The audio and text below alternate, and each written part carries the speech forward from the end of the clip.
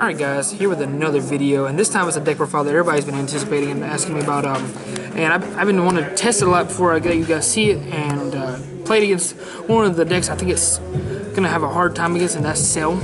And that's because Cell will actually awaken you and then put pressure on and make you lose your cards in hand, and then you won't have much to save yourself. So like, this build is not very suited to beat Cell, but like it's really good against the other decks, and it has a good match. It's a decent matchup against Cell. You just have to be kind of aggressive toward them, and don't let them get the best out of TN, and kind of lead them at an odd life. And eventually, if they tap out early, you can probably kill them on turn 3 or 4, like I did earlier with Kabas.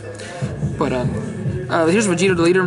Each Goku and Vegeta are red, blue, and green in all areas. That means in your deck, in the drop area, in your energies a lot, and on your field. So everything's red, blue, or green, which is awesome. So whenever you play an energy, if it's a Goku or Vegeta, it becomes red, blue, or green. So it gives you access to the good cards that are Goku's and Vegetas. We then have the other side. It does the same thing, which is awesome. At least it doesn't change, because that would be awful if it did. And then if you have 10 or more Gokus and Vegetas in your drop area, he gains 5,000 and double strike.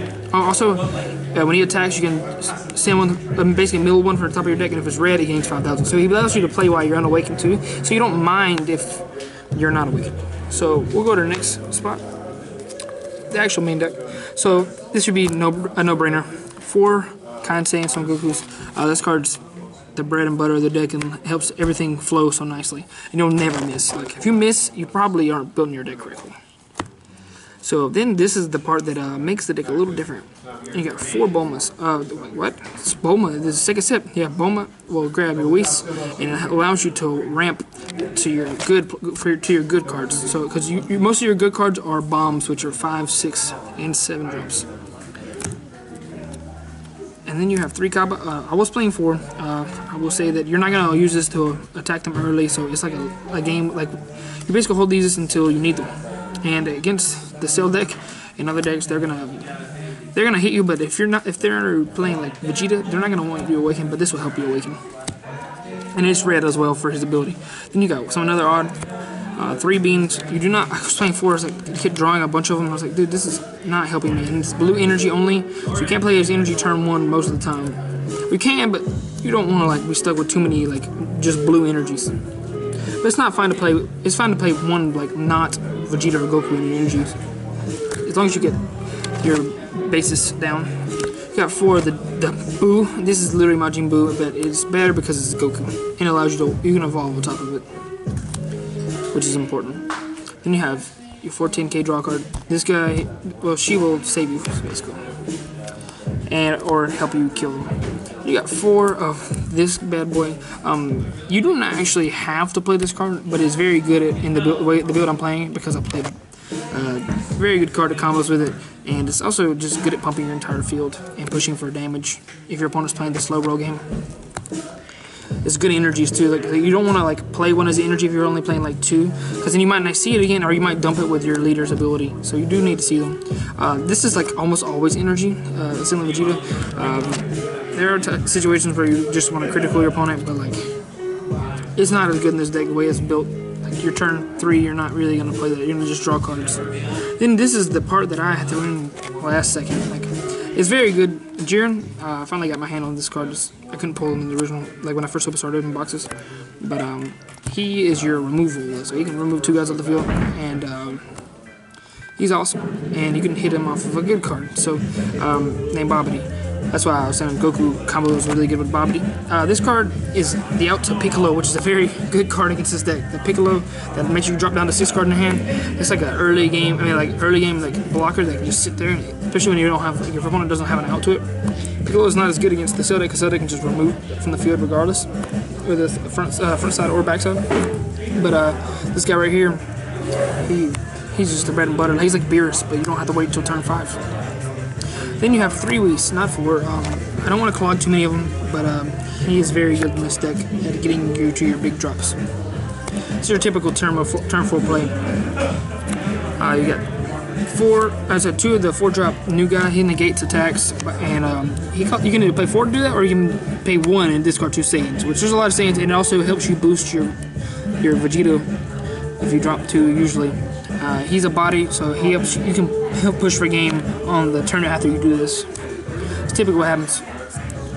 If you notice that this is the only negate in the deck, because most decks will not attack you like early on and try to awaken you, but if they do realize you're not playing any negates, they will try to be really aggressive, and so I'm gonna probably side the coercions. Then this is a beautiful card from the dash packs. 4 dash pack Goku, Rapid Onslaught, Super Saiyan Blue Son Goku. He helps you awaken, and he does double strike and critical, so he's very strong and aggressive.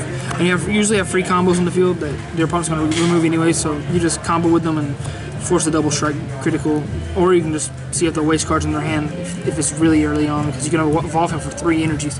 Also, he's a 5k pump, so he's always good. And he's also a blue, red, or green energy, so he's like amazing as a 4 of because he's a 5 cost. Also, the Gohan that sends all the cards to drop area, this will not get sent to drop area by his ability, so it's pretty much a necessary staple in the Vegito decks in my opinion. We have 2 Vegito Prince Speed. This is like your turn 5 play if you play Whis the turn before every time. Unless your opponent allows himself to tap out, and then you'll play other cards. But this right here allows you to stay in the game, especially if they're not awakening you. 2 guard charge Vegito. You can get hit off of this card. This is why it's 25k double strike. I mean, double critical, basically dual attack critical. And then your Babidi, he'll play 25k red cards from your top of your deck, which all of your Vegetas and Gokus are red. So I play 2 of him. You don't want to clog him. Like you don't want to. Like I usually play 1 as the energy if I have to, and then that's about it. Now I only want to play 1 of these per game, so you don't really want to draw more than 1. Then you have 2 Awakening Rage Son Goku. This is the green Goku that I never played before, but he's a pretty good card, and he's like your board wipe for up to 6 energy costs, which is pretty fantastic, honestly. And he's 25k, so you can hit him off of Babidi, just like the other cards too. Then you're playing 1 Lightning, no, sorry, not Lightning Speed, Repeated Force Vegito. Usually you can hit him off of Babidi as well, and he's just a bomb. Triple Strike, woof, they leave themselves at 3 because you're scared of double strike, and you're like, oh, Babidi, play this guy. Or you can union him with the Prince Speed, or you can just play it for 7 energy. There's a lot of ways to put him. You don't want to clog this card either. Like, a lot of these cards can clog up your hand, and you don't want that. And he Patara for 5, which is cool too. Then Secret Rare Vegito. So as you notice, there's Whis, so you can get up to a good amount of energy. So you could play to 10, but if they really want to drag the game out that long, if that happens, they will die to this. But you can ultimately you're gonna play 1 of these on turn 5, on your turn 5 period first, and then you can play this right after usually, like if you have it in your hand. It will help you dig for it too if it's not in your life, and that's just like he's game, like triple strike, triple attack, and you can only play 1 of your decks, so he's an expensive card. But if there are other ways to build Vegito if you were going to, and you don't have to include these cards, but this is mostly a fun deck, but for me anyways, and this is the way I've been playing it. You could probably include Boos and Whis Coercions and more Beans if you like, and play more of a slow roll deck, but you want to get to your bombs. And this deck will probably have a bad time against the Bloodlust decks, but it's still decent in the end. Shout out to the Wise Guys and the channel, and we're going to be uploading more videos. And if you guys didn't check it out, we posted a case recap right before this, and that was awesome, like just seeing the pull ratios and how the boxes unfold and how there's patterns and stuff. If you didn't see it, go ahead and check it out now, and check out my Patreon. If you haven't, go ahead and become a patron today. If you don't know what Patreon is, go ahead and look into it. It's basically help support us in our endeavors with the YouTube channel. And also, you might be looking into making a Discord channel for the team channel, and we also do Yu-Gi-Oh videos for you guys that play Dragon Ball and Yu-Gi-Oh. So just check us out, and please like, subscribe, and hit that notification button.